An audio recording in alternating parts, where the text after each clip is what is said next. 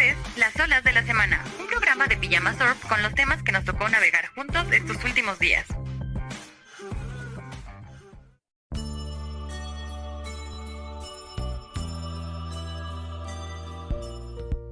Triste Navidad. Aunque en teoría debería ser una época de alegría, para muchas personas esta fecha representa un gran dolor. Tristeza y depresión también suelen ser invitados no deseados en esta temporada, y existen por lo menos 2 trastornos relacionados con estas festividades. El primero es el trastorno afectivo estacional, también conocido como SAD por sus siglas en inglés. Se trata de un tipo de depresión mayor que se activa en ciertos momentos del año y la mayoría de los casos aparecen durante el otoño y el invierno. Para que esto pueda considerarse como un diagnóstico, los episodios deben repetirse por lo menos durante 2 años. Entre sus síntomas se encuentra la pérdida de energía, dormir más de lo habitual, comer en exceso, aumento de peso, irritabilidad, falta de concentración y una disminución notoria del interés por actividades cotidianas. Este trastorno es más frecuente en países del norte de Europa, donde los días cortos y la falta de luz solar influyen en el estado anímico de las personas. Pero en América Latina aparece algo distinto, la llamada depresión blanca. Este término describe un estado de ansiedad, depresión o nostalgia que puede intensificarse durante diciembre. Sus causas son variadas. El estrés provocado por la planeación de las fiestas, los gastos excesivos, el recuerdo de familiares fallecidos, el aislamiento o la sensación de soledad que se hace más evidente en estas fechas. Frente a todo esto, surgen algunas estrategias que pueden ayudar a reducir la carga emocional de la temporada. Los especialistas recomiendan planear con anticipación tanto las compras como los eventos sociales, pedir ayuda en lugar de intentar resolverlo todo en solitario y aceptar que no todo saldrá perfecto. También es importante darse tiempo para descansar y permitirnos reflexionar sobre aquello que nos provoca tristeza en lugar de evitarlo. Al final, como vemos, la Navidad no se vive igual para todos, y reconocer que estas emociones existen es un primer paso para afrontarlas con más claridad y menos juicio. En el Reino Unido algo está cambiando, y no solo en la cocina. El gobierno británico acaba de prohibir hervir langostas vivas. Una práctica común, sí, pero hoy reconocida como lo que es, una forma de sufrimiento. La decisión se basa en la evidencia científica que confirma que los crustáceos y cefalópodos, como langostas, cangrejos y pulpos, también pueden sentir dolor. No reaccionan solo por reflejo, sino que sienten. Esta medida cierra un vacío legal que había quedado abierto desde el 2022, cuando el país los reconoció por primera vez como seres sintientos, y coloca a Reino Unido frente a una conversación global sobre la ética, la alimentación y el bienestar animal.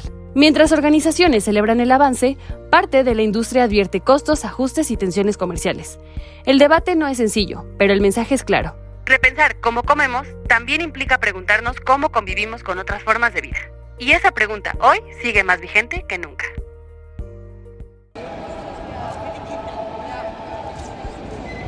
Antes de finalizar el 2025, una pieza de arte urbano le dio los buenos días a la ciudad de Londres, Inglaterra. La mañana del 22 de diciembre amaneció con la obra más reciente de Banksy, el misterioso artista originario de Bristol, cuya verdadera identidad ha sido tanto un enigma como objeto de un sinfín de especulaciones. En esta ocasión, Banksy plasmó las siluetas de un par de niños recostados boca arriba en un mural en blanco y negro en una especie de media barda en Center Point, un conglomerado de rascacielos de apartamentos de lujo, oficinas y plazas comerciales en Tottenham Court Road. Vestidos con ropa invernal, gorros, guantes y botas, ambos niños miran al cielo, mientras uno de ellos apunta con su dedo índice hacia arriba. Cabe hacer notar que el stencil apareció el mismo día del solsticio de diciembre, fecha que marca el inicio del invierno en el hemisferio norte del planeta. Los niños miran al firmamento, al lujo que habita los edificios de la zona o al infinito. ¿Y será que miran con esperanza, con anhelo o con asombro? Después de todo, la danza de los planetas continúa, y la primavera sucederá al invierno, aun cuando este parece siempre interminable en su severidad, quizá hoy más que nunca.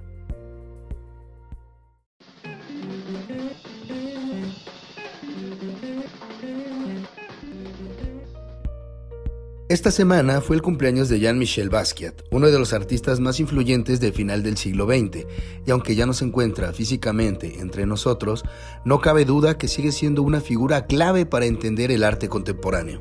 Basquiat nació el 22 de diciembre de 1960 en Nueva York, en el barrio de Brooklyn. Desde niño estuvo en contacto con el arte. Su madre lo llevaba con frecuencia a museos como el de arte moderno y el MIT, tras que su padre insistía en la disciplina como una forma de salir adelante en una ciudad caótica.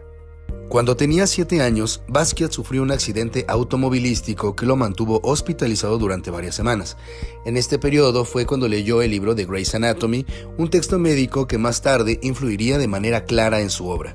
A principios de los años 80, Basquiat entró con rapidez al circuito artístico de Nueva York. Su trabajo combinaba pintura y texto, referencias históricas, música, cultura afroamericana y crítica social. Rápidamente, como era de esperarse, llamó la atención, pues era joven, afroamericano y muy visible en un sistema que no estaba acostumbrado a este tipo de presencia. Su vida personal fue intensa y muchas veces inestable. A inicios de la década tuvo una relación con la cantante Madonna, cuando ambos aún estaban lejos de la fama. Vivían en Lower Manhattan. Compartían el interés por el jazz y frecuentaban el mismo ambiente artístico.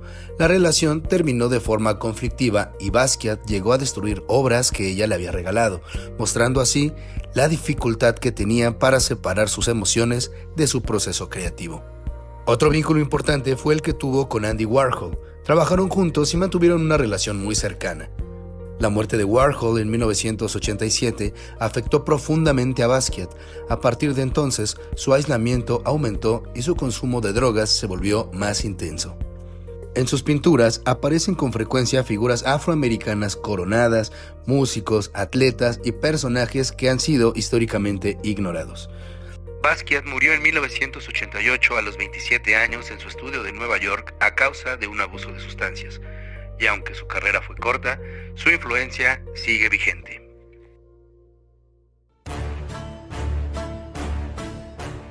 Hay personajes que no envejecen, solo cambian de piel. Sherlock Holmes es uno de ellos. Y esta vez no lo vemos en la cima, sino en el inicio. Prime Video presenta El joven Sherlock, la nueva serie dirigida por Guy Ritchie, que imagina al detective a los 19 años, impulsivo, brillante y todavía muy lejano del mito. La historia se sitúa en la Oxford de 1870, donde un asesinato lo arrastra a su primer gran caso y a una conspiración que marcará su destino. Aquí, Sherlock no domina el método. Piensa rápido, se equivoca y actúa antes de medir las consecuencias. Y justo ahí nace la leyenda. Con el ritmo vertiginoso y la elegancia visual que define a Ritchie, la serie mezcla misterio, acción y política sin nostalgia fácil. España también entra en escena, convertida en un escenario clave de esta Europa del siglo XIX. El joven Sherlock se estrena el 4 de marzo del 2026. Y no es la historia del detective que todos conocemos, es la del genio aprendiendo a convivir con su propio caos.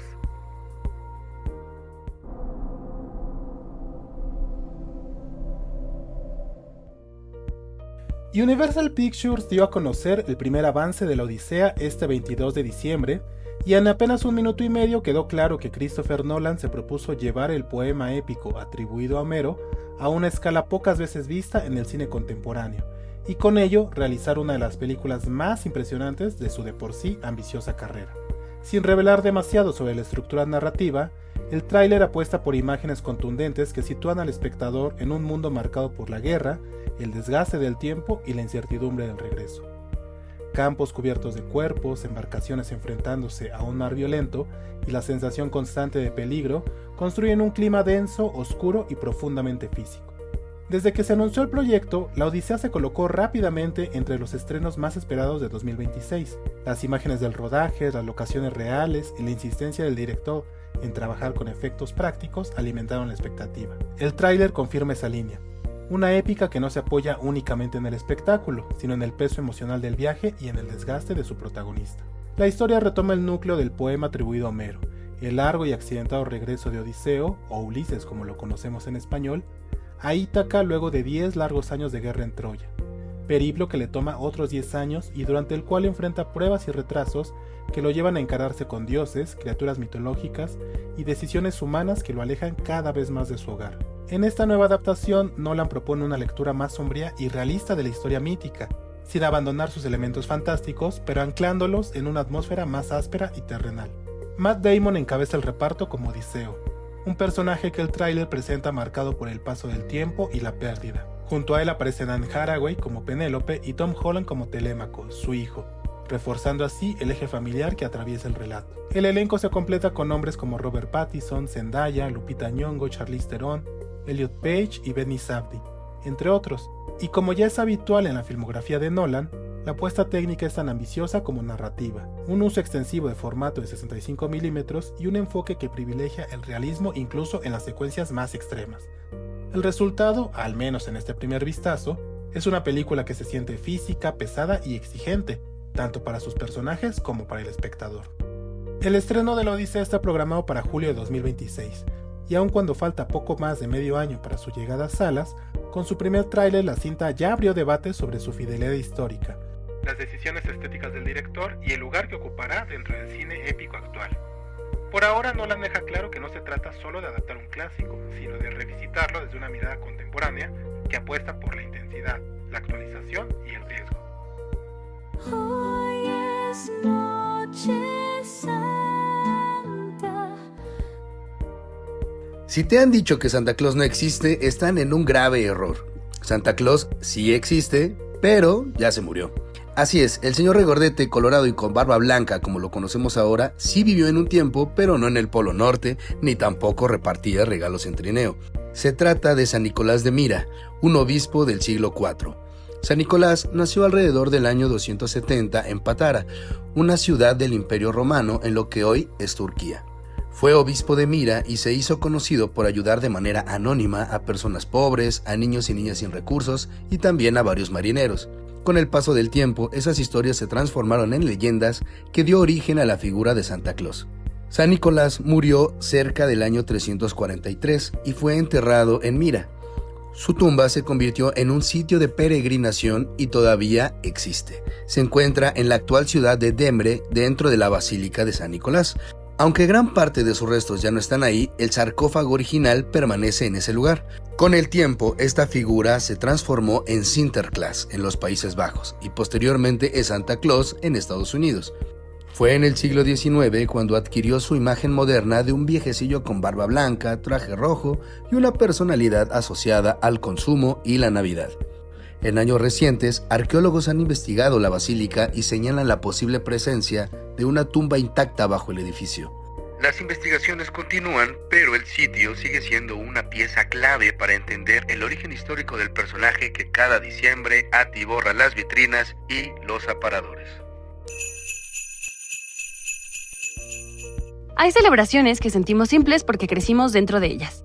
Luces, regalo y brindis. Pero la Navidad no nació tan simple como nos han hecho creer. Es una mezcla frágil, antigua, una respuesta humana a la oscuridad. Mucho antes del cristianismo, diciembre era miedo y esperanza. El solsticio marcaba el momento en que la luz volvía, cuando el invierno parecía eterno. Y la gente encendía hogueras, hacía cantos y pedía renacer. Roma tomó esa emoción y la convirtió en fiesta. La Saturnalia. Regalos, descanso y desorden hecho ritual. Luego nació el Sol Invictus, el renacimiento del sol cada 25 de diciembre.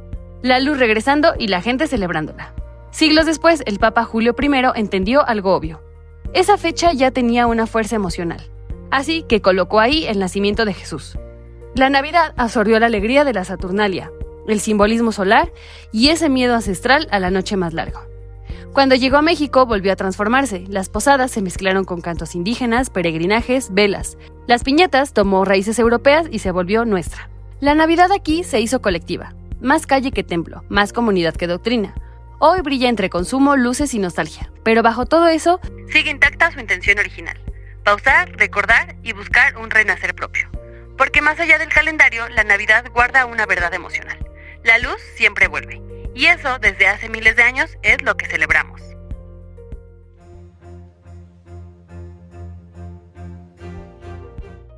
En el imaginario occidental, el último mes del año está asociado con al menos dos elementos, de alguna manera conectados entre sí: la llegada del invierno y el inicio de la temporada de Capricornio.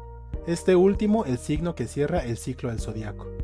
Tanto el invierno como Capricornio se presentan para recordarnos otra forma de relacionarnos con la Tierra y con la vida. Ambos evocan la reflexión, la pausa y la preparación para lo que viene. En tiempos más conectados con los ciclos agrícolas, el invierno era esa época en que las condiciones exteriores obligaban a reservarse, en varios sentidos del término.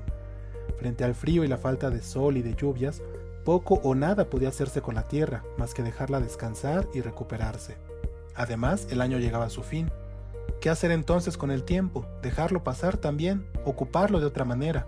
Fue así como el invierno se convirtió en la temporada de las conservas, hechas con las frutas frescas, jugosas y llenas de color y sabor que la primavera y el verano obsequiaron meses atrás, a quien los hubiera trabajado, eso sí, con amor sin duda, pero también con perseverancia y con disciplina. Quizá por eso al signo de Capricornio se le atribuyeron esos rasgos. En cierto modo Capricornio es el custodio del invierno, o su caporal, una suerte de administrador apostado a sus puertas con un cuaderno de contabilidad donde revisa nuestro balance final del año. No por nada su planeta regente es Saturno, el tiempo que nada perdona. No es sencillo pasar por ese trance, y acaso por ello el invierno es una estación ardua por momentos, e igualmente Capricornio tiene fama de ser un signo de trato difícil. Con todo, también esa dificultad, esas sombras, esa melancolía, forman parte de la existencia, y no gratuitamente, pues muchas veces son imprescindibles para apreciar mejor los frutos del trabajo que se realice a lo largo del nuevo ciclo que está por comenzar. Esto fue Las Olas de la Semana, un programa de la redacción de Pijama Source y producido por Jonathan Zarate. Si te gustó, comparte y nos vemos a la próxima.